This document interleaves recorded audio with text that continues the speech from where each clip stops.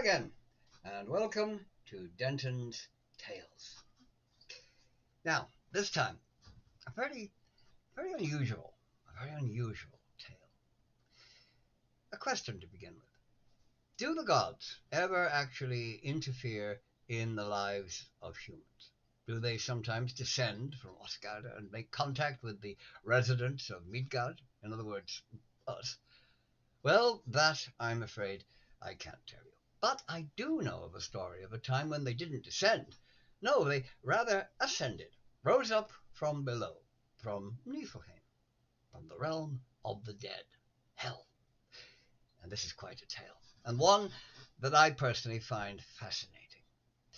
The goddess Hel, ruler of the realm of the dead in Norse religion, which also bears her name, Hel, has been seen as perhaps a rather minor goddess, certainly never ranked up along with Odin, Thor, or Freya, yet she has a characteristic that makes her very special indeed, and in some ways she is greater even than Odin himself.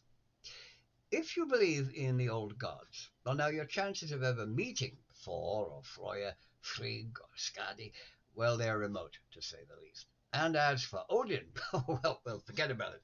Forget about it. You know, he's not going to give you a ride on Sleipnir, nor let you throw his spear, Gungnir. But you will meet Hel. Oh, yes, without a doubt. You will meet Hel. Everybody will meet Hel because, sadly, everybody dies. An unfortunate consequence of being alive in the first place, of course. Yes, you die, and off you go along the Hellweg, the road to hell. No, no, please, please don't tell me that you are going to Valhalla. No, I'm sorry, you ain't. You see, for one thing, there is no such place. It's Valhall, and unless you plan to get a very obliging friend to kill you as you heroically wave a sword or an axe around, you are not going either to Valhall nor Sethramir, since dying in battle with a weapon in your hand is required for that. And it's very unlikely that you are going to find a friend obliging enough to, pop you off so that you can have your little trip skywards with a Valkyria.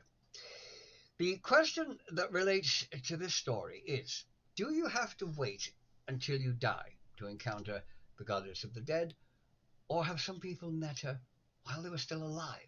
Which is kind of a contradiction in terms, I suppose you could say. Of course, Hel has been the victim of a considerable number of misrepresentations in art and in the media in general, and the misunderstanding of her has become a part of popular imagination, where she is seen as evil, a deformed, half-dead, partly rotting corpse, dripping maggots, presiding over a realm of utter misery, gloom, and despair. Oh, the misery of it. Actually, she's none of those things. She is a perfectly normal-looking woman. She is not dead. Why would she resemble a corpse? Nor is she a death goddess, though she is usually referred to as such. She is goddess of the dead, not goddess of death. There's a very considerable difference. She is simply the caretaker of those who are already dead. She doesn't kill them in the first place. She has actually nothing to do with death itself. And the Norse hell, unlike the Christian hell, spelled with two L's, is a place that, well, not perhaps exactly a holiday resort, is very much like our own world, where people, though dead, do much the same things as they did when alive, eating, drinking, having sex, and so on. So, having cleared that up, I have a story about hell that you will not find anywhere else, because, well, it isn't anywhere else. It was told to me by the man who experienced it, and a tale he had never recounted publicly, one that is quite amazing, though also one that will be believed by some and totally ridiculed by others. Now, I can't say categorically that it is true, nor can I say with any certainty that it isn't. There is only one person who actually knows the truth of it, and he is the one who related it to me. Well, I suppose there will be two who know the truth or otherwise of it, he who told me the tale and Hel herself. Now that man shall be nameless at his own request. Not that he fears the inevitable accusations of either, shall we say, telling porky pies, or having been under the influence of some hallucinogenic substance, or indeed simply being a raving idiot. No, that the fact is that he didn't want the story to be seen as publicity. as something to gain him, if not belief by some people, certainly notoriety, something to bring him to the attention of the public and bring him rewards from those who did believe. He is now a shaman, practicing the ancient arts of the Old Norse and other shamanic cultures, and he never published this particular story for fear he would be seen as a liar. The story no more than a gimmick worthy of P.T. Barnum, an invention simply designed to bring him followers, notoriety, bring him to the attention of the public, and bring him financial rewards that would accompany that. It's that to me, that gives it credibility to my mind. It isn't something he made up. It is something that actually happened, or at least he genuinely believes that it happened, giving it a truthfulness that making it something he could use to advertise himself and profit from would completely destroy. Any public recounting of the story could simply be put down to a desire for publicity, of notoriety, to get himself known. Keeping it secret, well, that does give it a ring of truth. Well, that's the way I see it anyway. So here's the story as he told it to me. He was bleeding internally, very severely, an extremely severe hemorrhage, and his life was in considerable danger, so he was rushed into the operating theatre for emergency surgery. As he waited for them to get him prepped for surgery, a woman suddenly appeared beside him. One moment she wasn't there, and the next there she was.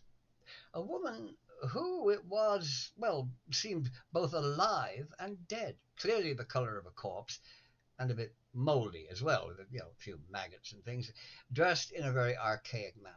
Obviously, hardly a member of the theatre staff, or at least one would hope not. And that's something I'll come back to shortly, her appearance. But this man is of Norse descent. He knew the old stories retold by Snorri, and he recognized her instantly. She was Hel, ruler of the realm of the dead. Indeed, who else could a half-dead, slightly rotted, maggot-dripping, mouldy woman be? And she smiled, and she spoke to him. She told him not to worry, that he would live, he was in no danger, and that she was going to do a very, very special thing for him. With that, she thrust her hand into his chest, grasping his heart, seeming to lift it out of his body and do something with it, murmuring to herself. Then she put it back. When she'd finished, she took her hand out of his chest, smiled pleasantly, and told him that she had just given him a gift that would make his life very different from then on, nothing like he had ever known before. And then she was gone. Shortly after that, he was taken into theatre, surgery commenced, and it was a success. The bleeding was stopped, and he subsequently woke up in the recovery room. Now, his first thought was of his dream, as naturally he thought it had been. No. That's not really correct, I suppose. I'm sure his first thought was, I'm alive! Yes, that would have been his first thought. But his second thought, shall we say, was of his dream, which, of course, he imagined it to be. He laughed to himself. Why would the goddess of the dead, even if she actually existed, come to him and give him some gift, whatever it was? But now you see, here's where it gets really interesting. He suddenly noticed something that was different about him, something that was very different indeed, and in a very surprising and rather frightening way at first. He noticed there were people in the room with him, which in itself might not seem anything very unusual. I mean, there's always people knocking around in hospitals, except that those people in the room with him happened to be dead. Yes, dead. And more than that, not only could he see them, but he could talk to them. He started having conversations with them. Now, that wasn't something he'd ever been able to do previously. He wasn't psychic, he didn't have visions, he'd never practiced any form of shamanic rituals, and he certainly hadn't invoked any Norse deities before his surgery, or even thought about them, since he wasn't actually practicing that faith. Yet he was visited by the goddess of the dead, and now he was chatting with dead people. See, that's how he became a shaman. He began to study these things, and eventually he became a very prominent shamanic scholar, and he began lecturing and teaching and using his abilities to help people, though never mentioning how he came to be that person, his encounter with Hel being kept secret. Now, personally, if I were at death's door waiting for life-saving emergency surgery, and Hel, goddess of the dead, suddenly appeared at my side, Well, I think I'd probably just have a heart attack before she had a chance to say anything at all. And then she'd have to tell me whatever it was she wanted to say at her place down in Niflheim. But let's have a look at this. We must ask, why? Why would Hel come to this man? A man of no importance, not even actually practicing the old Norse faith, though he knew about it. Why would she give him any gift at all? Giving gifts to the living was not her responsibility. Indeed, giving gifts to anybody, for that matter. And while she was goddess of the dead, that didn't mean she would hand out the ability to see and talk to them to somebody else. Why would she? He wasn't even a shaman at that time. So why would she do that? But since he had never shown any psychic abilities up to then, we must assume that she did. Otherwise, why would he suddenly gain that ability after she appeared? Assuming, of course, that you believe his story. Though, as I mentioned, his reluctance to ever speak about it does indicate his truthfulness. He believed it had happened. But if it wasn't Hel, or something taking her form at least, then who or what was it? He gained abilities he didn't have prior to that, and he could hardly have thought them into existence himself. And why would he even think of that? And even if he did, how could that in itself give him any supernatural abilities? Something happened. That seems without doubt. He acquired abilities he didn't have before. I mean, that seems a proven fact. Also, he recognized Hel by her appearance, a half-dead, partially rotting woman. But that is not how she would actually look. I mean, we must suppose that she adopted that image, as it would be instantly recognizable to anyone with even a slight knowledge of old Norse stories as recounted by Snorri. Hel was not dead. She was very much alive. She simply ruled over the realm of those who were dead, and she would look perfectly normal. Her corpse-like, half-dead, rotting image was an invention of Christian retelling of the old stories by Snorri. Yet she comes to this man in that form, a form she would not actually have. Now, that is understandable. If you look at people who claim to have had visions, they invariably see a divine being in the form they expect to see them, not always as they would actually be. The Virgin Mary, or Miriam as I suppose we should really call her, is always seen as a fair-complexioned, blonde-haired, blue-eyed woman of obviously European appearance. Yet in actual fact she would have been quite dark. Her hair would be dark brown or black, her eyes brown. She was a Jewess of the 1st century, and she would have more resembled a modern-day Egyptian. So those who have visions of her are seeing her as they expect to see her, looking like the, well, woefully wrong statues and icons of her and of Jesus that you find in Catholic churches. Perhaps an Indian would see her as blue, or an African would see her as black, without church images affecting them, of course. And it could be said that a divine being would appear to someone in a form they would recognize and thus be more inclined to accept, even if that is not the form that the being would actually have had.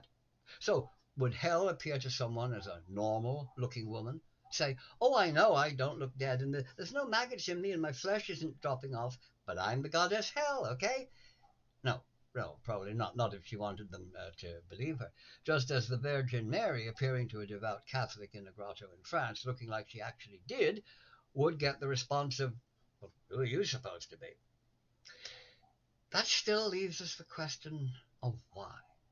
Why would Hel give such a gift, which was not part of her duties, to someone who wasn't even a devoted follower, a man who hadn't even thought about her? That she, or something taking her accepted form, did seems proven by the facts. He can see dead people, he can talk to dead people, and he couldn't previously. I mean, that's not an ability you just would have and not actually notice it. Why? Well, only Hel herself could answer that question, I'm afraid, and she doesn't do interviews. But as and when you yourself traverse the Hellwege, the road to hell, I suppose you can always ask her yourself. So with that, I shall say farewell and goodbye until next time. Goodbye for now.